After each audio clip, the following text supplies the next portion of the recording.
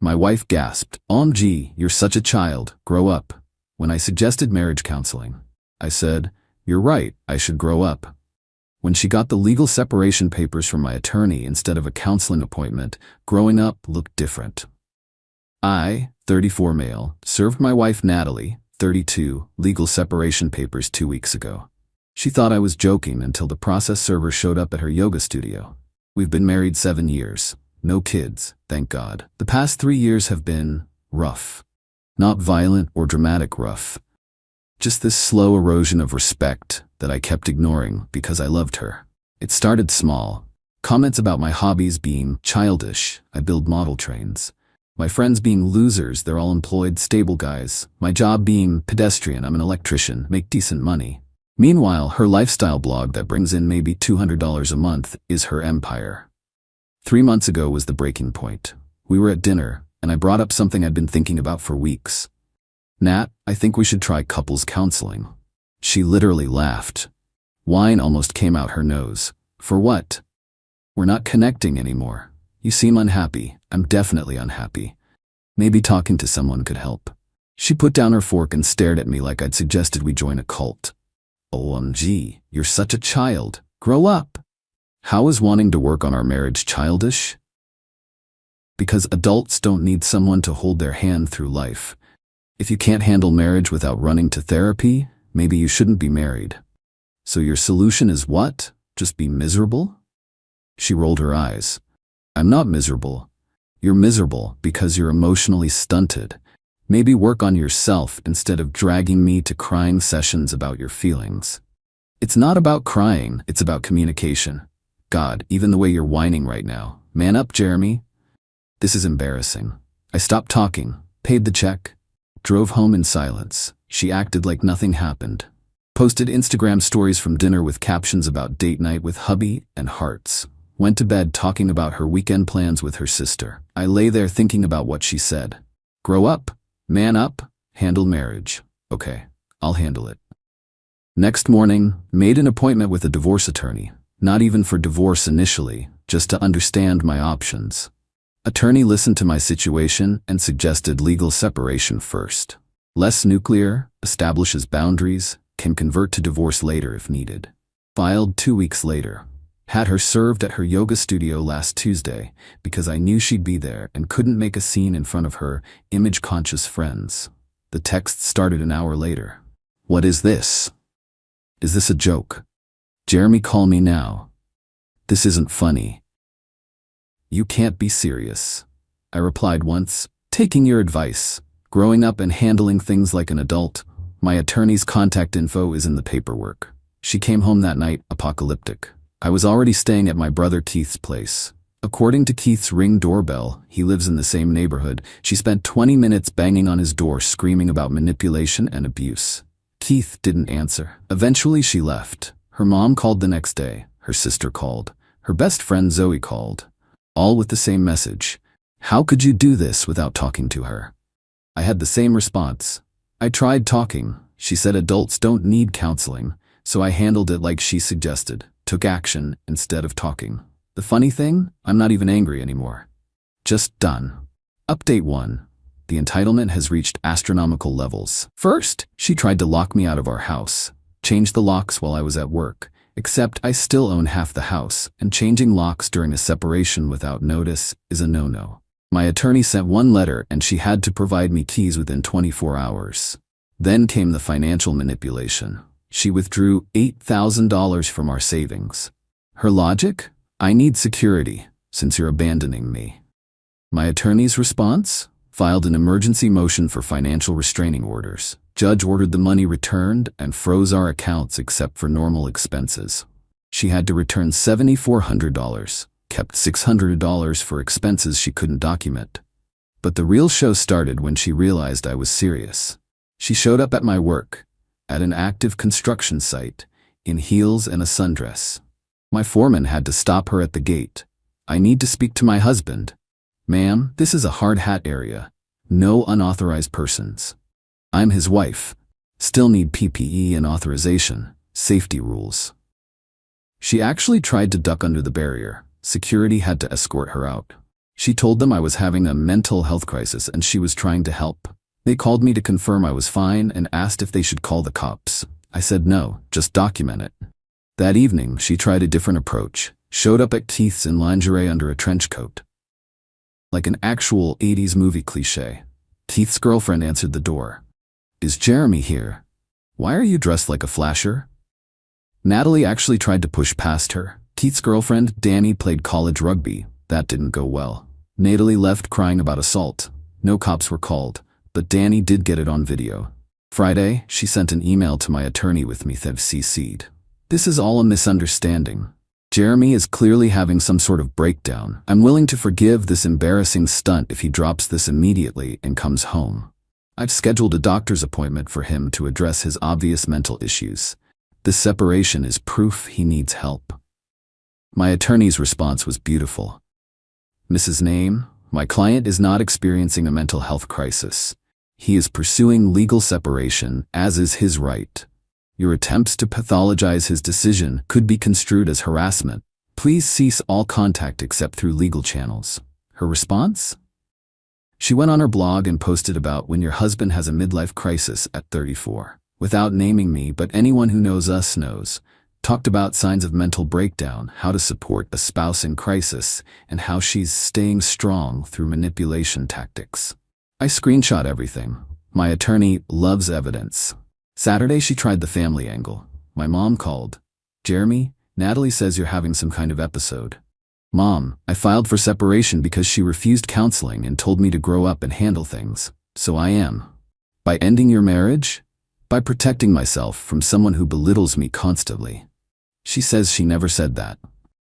Mom, she called me a child for suggesting therapy, said I was emotionally stunted, called my job pedestrian, called my friends losers. Long pause. She really said that? Multiple times. Oh honey, why didn't you tell me? Because every time I brought up issues, she'd tell me I was being dramatic. I started believing her. Mom went quiet. Then, you're staying with Keith? Yeah, good. Don't go back.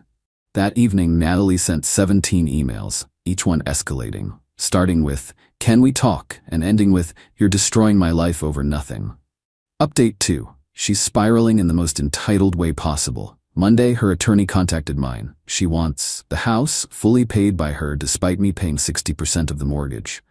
Spousal support, despite making similar income when she actually works. My truck, because she needs reliable transportation. Emotional distress damages for the public humiliation of being served at yoga. My attorney actually laughed. Counteroffered with a standard 50-50 split, no support either direction, everyone keeps their own vehicles. She rejected it immediately. Tuesday, discovered she'd been telling everyone I'm having an affair. That's the only reason a man leaves suddenly. Posted on her blog about signs your husband is cheating, with very specific details that match our situation. I don't even have time for an affair between work and dealing with her drama, but her followers ate it up. Comments about men are trash, and you deserve better, queen. Wednesday was special. She filed a restraining order. Claims I'm stalking her. Evidence? I drove past our house, where I legally co-own and have possessions, and she felt threatened.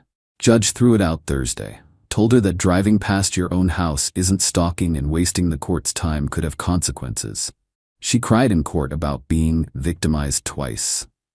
But Friday was peak Natalie. She organized an intervention. Somehow convinced my brother Keith to let her use his house while he was at work. She still had a spare key from house sitting last year. Invited my parents, my cousin, 2 of my friends, and her therapist. Yeah, the therapist she's apparently been seeing solo to deal with my crisis. I walked in from work to find them all in Keith's living room with printed articles about midlife crisis, personality disorders, and emotional manipulation. Natalie standing there like she's hosting a TED Talk. Jeremy, we're here because we love you. I turned around and walked out, got in my truck and drove to a hotel. Texted Keith, your house is compromised. She used your spare key. Keith left work immediately, went home, kicked everyone out, told Natalie if she ever used his key again, he'd press charges for trespassing. She accused him of enabling my disease. My dad called later, son, I didn't know what that was about. She said you needed help. Once she started talking, I realized she's the one who needs help. Her therapist, actually called to apologize, said she was told I'd agreed to this and was concerned about the ethical implications of what happened. I gave her my attorney's number. Saturday morning, Natalie sent a bill. An actual itemized bill for emotional labor during our marriage. 7 pages, calculated at $75 for supporting your career, managing your social life, tolerating your family, and my personal favorite, being understanding about your hobbies. Total, $78,000. My attorney called it the most delusional document I've seen in 20 years of practice. Sunday, she posted on her blog, setting boundaries with toxic people, about how she's finally standing up for herself after years of giving too much. Her sister commented, "Proud of you for knowing your worth." The irony is actually painful. Final update. The legal separation was finalized yesterday. Natalie fought it until the very end, but reality has a way of winning. 2 weeks ago, she tried one last manipulation, called my work claiming there was a family emergency to get me on the phone. When I answered, she was sobbing.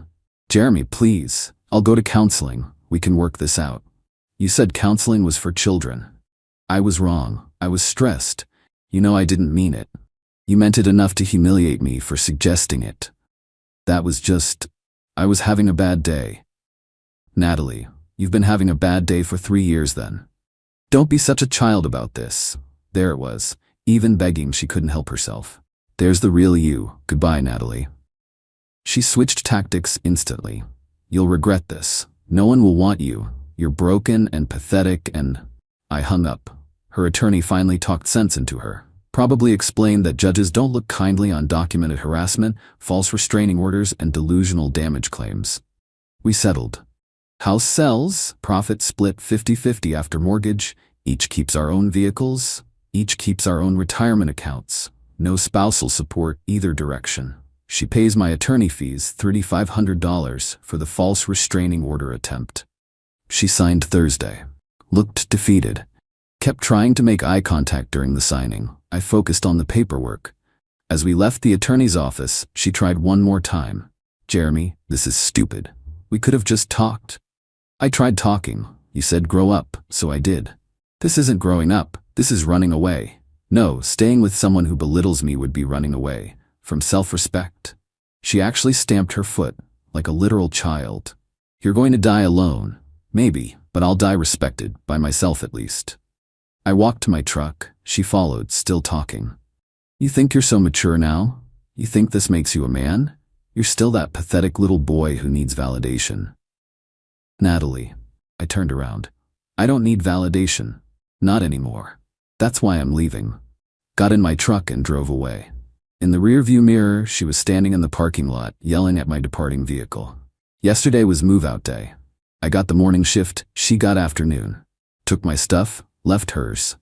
Grabbed my tools, my model trains, she'd hidden them in the garage rafters, my grandfather's old radio I'd restored, my clothes, my books, left the furniture we'd bought together.